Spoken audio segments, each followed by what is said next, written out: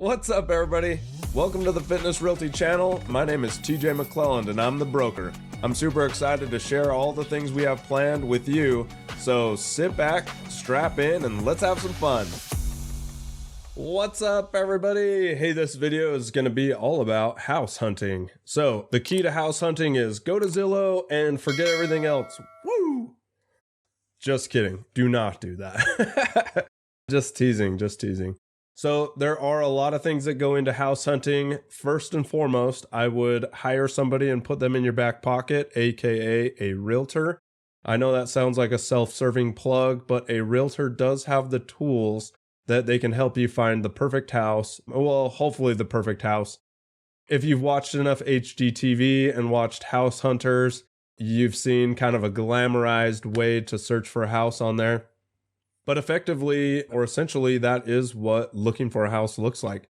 I mean, you're talking about bedroom counts, bathroom counts, the neighborhood, location, how far of a drive that is to work. I mean, there are so many factors into searching for a house that you really want to have somebody that's in your back pocket that has all the tools to find all of that information and make sure that you can dial it down enough to find the right thing for you. So I know that there are a lot of people that want to save money, and eliminating a buyer's agent, they feel like that can help them save money. If you buy a home that was listed on the multiple listing service or the MLS, because I'll just call it the MLS from now on. If you buy a home through the MLS or that was listed on the MLS and you don't take a buyer's agent, that home, that seller was already going to pay a buyer's agent. And so typically, they're not going to just push that commission off the table. That seller's agent is just going to make that commission to help that deal go along. So you're not really saving any money most of the time by trying to eliminate a buyer's agent. A lot of people don't realize that. They think that somebody will do the right thing and just try to push that off and make the deal that much more acceptable or that much leaner. However, typically there's already a contract in place with that seller and that seller's agent dictating the commission and what will be paid out. And so you coming in unrepresented does not change the contract that's in place between those two parties. So you're really not doing yourself any favors by not taking representation. I kind of equate it to this, and every situation's different, so don't take this as like the status quo or the thing that happens every single transaction or anything like that. Just take it for this is what happens a lot of the time and try to just understand it that way.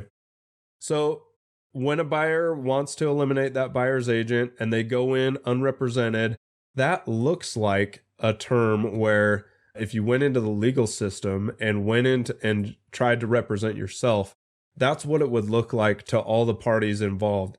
That you know nothing, you don't know how to represent yourself, they're going to have to hold your hand, they're going to have to teach and train you to get this deal done, and there are a lot of factors that play into the part where you might not know what's going on, get yourself in trouble, or not close on the deal, then you actually don't even get the house in the end. So a lot of factors. So if I could say, if the legal system was built like this, where when you went in and had to represent yourself, you could take representation with you and the other side was going to pay for that representation. That is what our system looks like right now.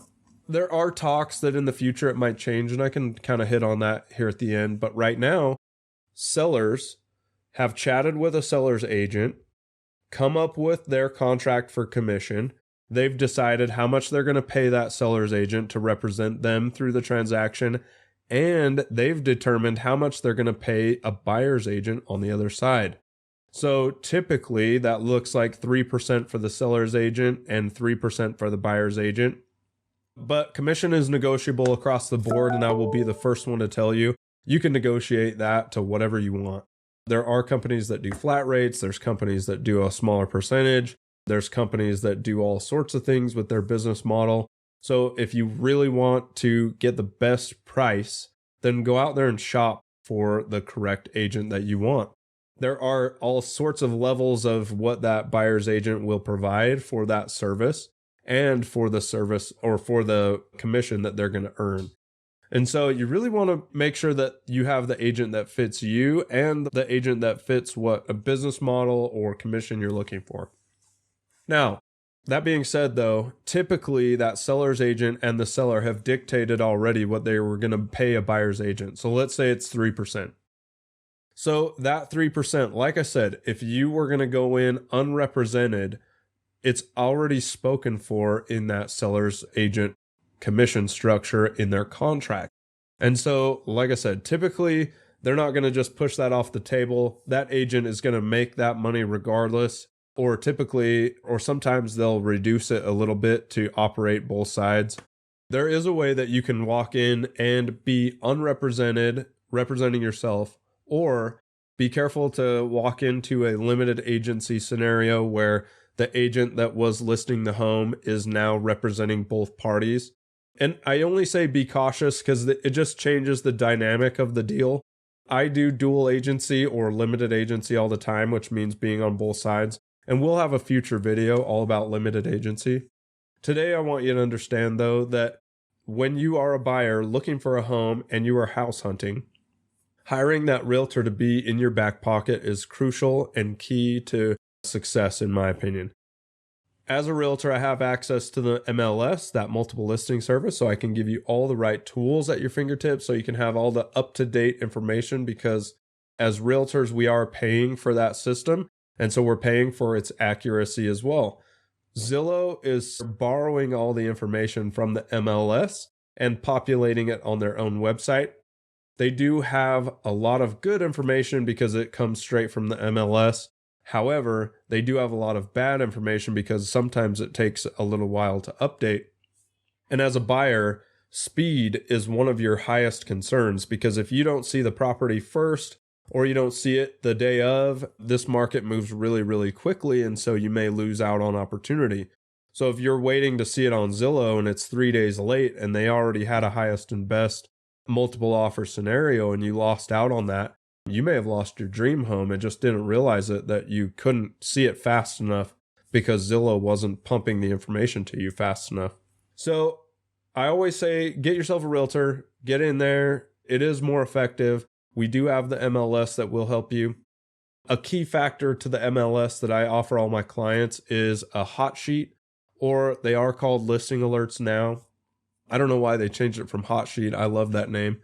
But the hot sheet is, or the listing alert is, a process that I can go into the MLS and set up what bedroom count you're looking for, price, location. There's probably 150 different sets of criteria on the MLS that I can set up. And that will help you see the homes that fit your criteria instantly. Because when I set that listing alert up, if a home hits that criteria, it's instantly emailed out to you, so that you never miss out on opportunity. I love that feature. That is what puts us ahead of the rest of the curve, and that's what helps me represent you and get you into the home of your dreams faster than Zillow can. Okay, well, this has been a quick video, I guess, about house hunting, or for house hunting. There are tons of things to think about. If you have comments, questions, of course, put those down below. I would love to help you understand it even further. Anyone on our staff can help you find your next home, your dream home, or your next rental, and just reach out today and we'll help you out. All right, laters. And that's a wrap. Thank you so much for supporting us. We'll see you next time, and we love you. Later.